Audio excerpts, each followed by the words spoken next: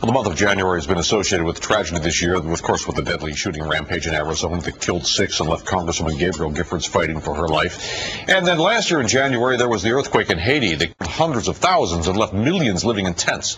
Even Martin Luther King Day reminds us of the murders of the great civil rights leader. And here to talk about all that is Congresswoman Yvette Clarke. Welcome aboard. Thank you for having me, Chuck. Good to be here. Well, let's just start right now, and I'd like you to tell me what Martin Luther King Day means to you. Wow, it's a commemoration of a legacy that's been left for someone like me, the only black woman in New York's congressional delegation, the only black woman in the Northeast region of the United States in Congress. Without what Dr. King represented to this nation, I don't know that this would be possible. I don't think you were even alive when he was assassinated. I was I was about 3 years old. So you probably have, do you have a recollection of it? My recollection is of my mother watching television with my brother and I sitting by her and her just crying. Yeah. That was my main recollection of it. Yeah, and when you look back, I mean, what a profound impact he has had. It's extraordinary around the world. Sure. Around the world. All right. Well, let's talk now about about Haiti.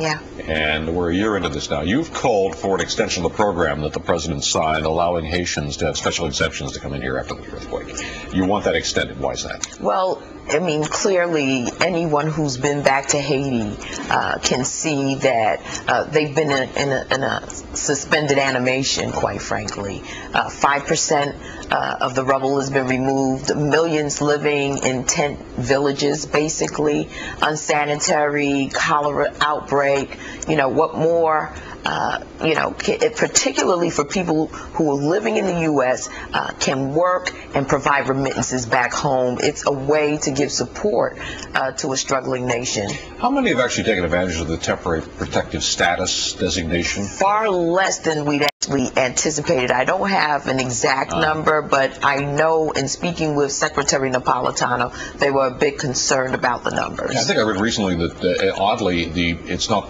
the very poor who have taken advantage of that program. It's the people of means in Haiti who've actually taken advantage of the program to come into this country. Yes.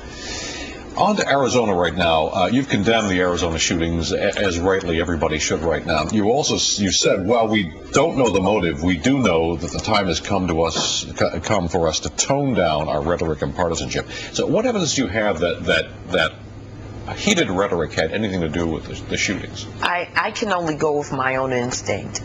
I'll tell you, as a fairly new member in the House of Representatives, and to be on the Capitol Hill during the debate for health care reform, and to have thousands of people show up as Tea Party members, I'd never been in the midst of such a heavy negative presence than I was during that period of time. And don't you risk kind of confabulating the issue a bit here, because so far it looks like this is just one deranged individual who's accused of doing this, and to try to link that to the political rhetoric runs the risk of being accused of politicizing what is a terrible tragedy. It's a total tragedy that is come into fruition during a time where there has been such a climate that enables it, quite frankly.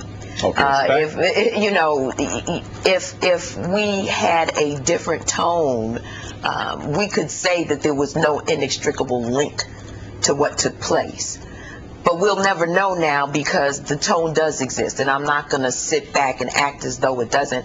You think the tone will get better now? I mean, it's back to business this week. The health care issue is going to be front and center. Republicans are going to try to kill it. It's my hope that it does, because it's not healthy for our nation. It's not healthy for any of us as members of Congress to conduct ourselves or generate an energy that is so heavy and so negative.